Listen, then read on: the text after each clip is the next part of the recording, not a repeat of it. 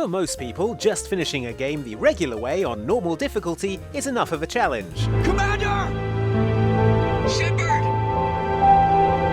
And by most people, I definitely mean me. For some gamers though, the challenge posed by regular popular video games isn't enough, and they decide to set themselves bizarre, convoluted, or just wildly difficult challenges that you really have to be incredibly dedicated to beat. Here then are 7 ways people are playing video games totally differently to how their developers intended. Enjoy!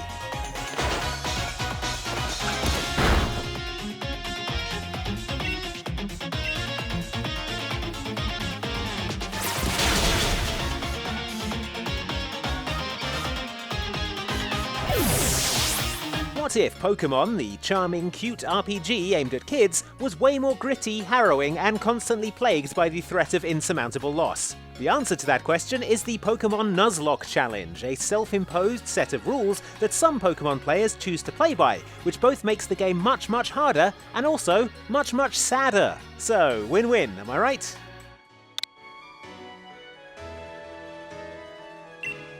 The 2 main rules of the Nuzlocke Challenge are as follows. 1. The player may only catch the first wild Pokemon encountered in each area and no more. And 2. Any Pokemon that faints is considered dead and must be released. Also, players are strongly encouraged to name all their Pokemon. What this does is create a team of Pokemon that you are both strongly attached to and terrified of having to watch die.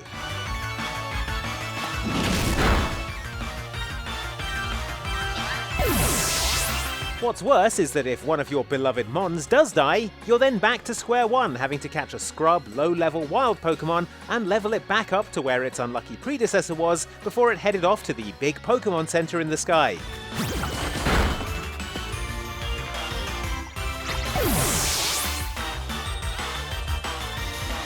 God damn it, Andy Jr. You'll never be half the Pokemon that Andy Jr. was. No care of Rorikstead. No, I'm not a rebel! You can't do this! Halt! You're not gonna kill me! Archers! Anyone else feel like running?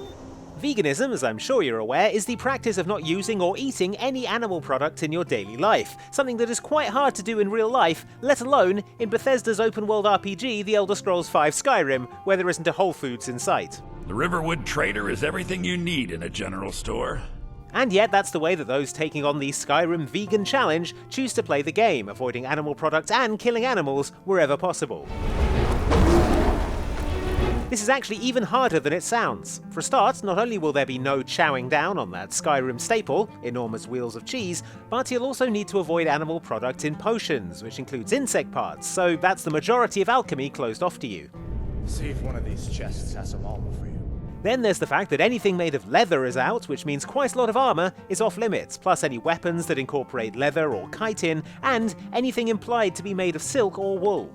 It also raises some interesting questions, like for example, do dragons count as animals? And if so, does inhaling a dragon's soul count as consuming an animal product?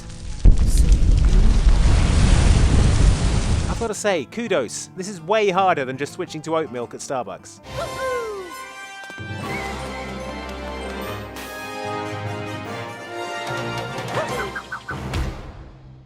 In Super Mario Odyssey for the Nintendo Switch, Mario has the ability, thanks to a magical sentient hat companion called Cappy, to capture enemies, possessing them and taking over their bodies, allowing Mario to become anything from a frog to a T-Rex. As you can see, the whole process is a nightmare that, at best, is you forcefully taking control of an unwilling creature's mind for a short while, and at worst, is you totally destroying their brain. Ribbit.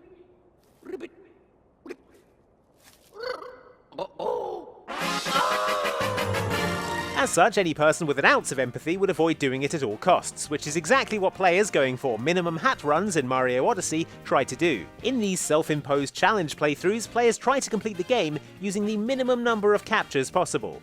Currently, a zero capture run isn't considered possible, as there are certain captures that happen in cutscenes or that you have to do to get a required ability to finish a section of the game.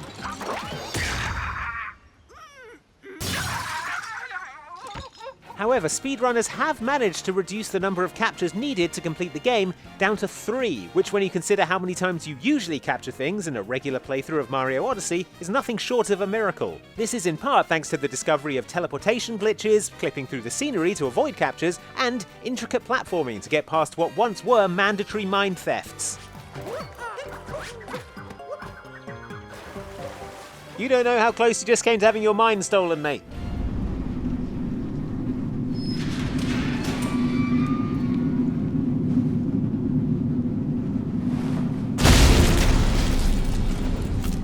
Lord knows Dark Souls is hard enough without people deliberately trying to make it harder for themselves. Even so, the Dark Souls community is always looking for new challenges to make this legendarily difficult game even more difficult, from playing it with a Guitar Hero controller to doing the whole thing in just your pants. In the game, I mean.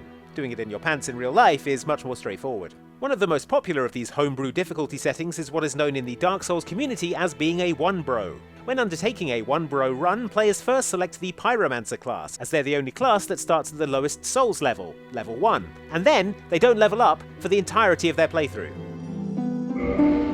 You're probably thinking that this would leave them at a considerable disadvantage in this legendarily tough game, and you'd be right. Not leveling up means that all their stats are terrible, they've got super low health, and the only way they can hope to stand a chance against some of Dark Souls' nastier enemies is by using their pyromancy fire powers, reinforcing their weapon, which is itself limited by their stats, and getting really, really good at parrying. Onebros are also forbidden from summoning other players to help out, and good luck when you get to Quelaag, because turns out she's immune to fire, so that's 1/3 of your options out the window there, Onebro. I honestly think I'd stand a better chance playing this with a Guitar Hero controller. Come in, you there? We have a situation, some kind of disturbance. I'm not sure what's going on. There is a psychopath on the loose! Where'd he go? Thank you. I'll take it out. The whole point of the Hitman games is that you're there to eliminate specific targets, avoiding collateral damage and non-target kills as much as is possible. I mean, unless the opportunity is really spectacular.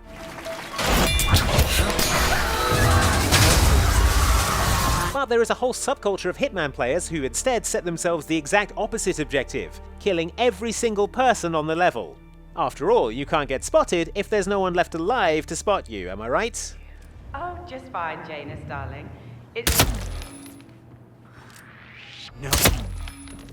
Some players go about this in whatever way works best, slowly and methodically working their way through the level.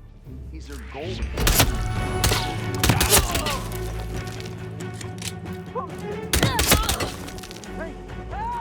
Other players though, possibly the ones we might want to keep an eye on, like to add some serial killer theatricality to the proceedings, like YouTuber TAllen96, who spent over 10 hours knocking out every NPC in Hitman 3's Mendoza level, dragging them into an industrial wine press, and then turning it on, which not only murdered all of them, but also his computer's CPU. Man, Diana is going to be furious. Oh wait, she's an NPC on this level, isn't she? Oh, I guess you're fine then. The Shadowlands are infinite. Their terrors and beauty were never meant for mortal eyes. I wonder if they can bear to behold all that awaits them. World of Warcraft is an MMORPG, and as such, there's really no right way to play it. Players can decide how exactly they want their adventure to unfold, whether it's going on high-level raids, building a guild of badass mercenaries, or just getting really, really good at fishing. Probably what the developers weren't expecting, however, was the sheer number of players who choose to try and hit a ludicrously high level without ever leaving the starting area. And believe me, it's a lot. Two of the best examples of this are Reddit user The Slapperfish, who leveled their Goblin Hunter Nob to level 50 without leaving the Goblin city of Kezan. The reason behind this was that once you leave Kezan in the story, it explodes, which is obviously a bad thing for goblins.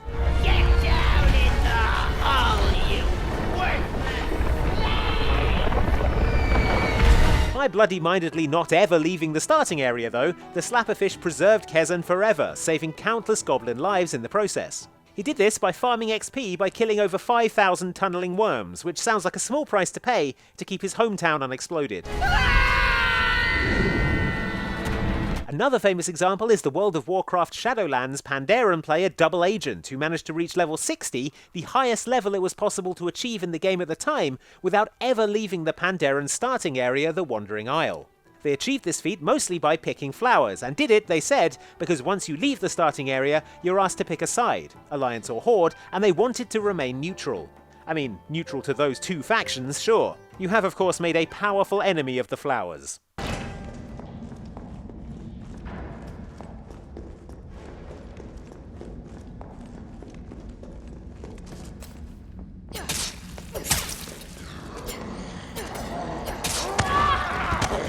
Resident Evil games are known for their weapons almost as much as they're known for their zombies, with each game arming you with enough firepower to take down a small army.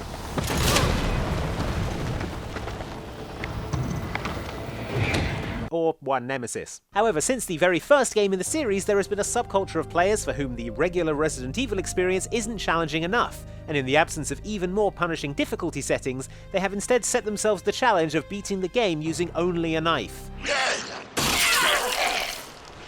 This is extremely challenging, as you'd imagine, for several reasons. Firstly, the knife is bad and takes ages to kill the walking undead, being as it is a sharp bit of pointy metal and not, say, a Magnum revolver.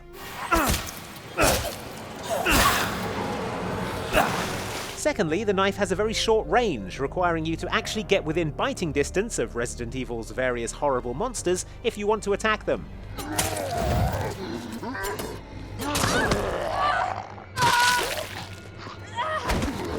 And thirdly, actually I'm just going to go back to point one. It's a knife. What do you think it's going to do against this thing?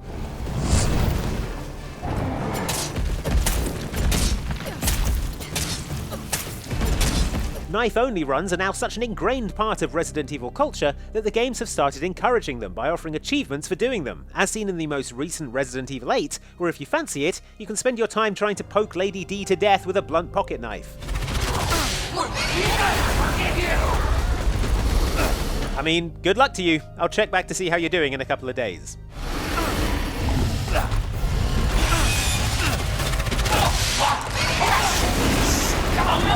So there you have it. Those were 7 weird ways people play popular video games that definitely were not what the developers were intending. Got a favourite we missed? Let us know in the comments, and be sure to like, subscribe and hit the bell icon to be notified whenever we upload a video like this one. Thanks for watching.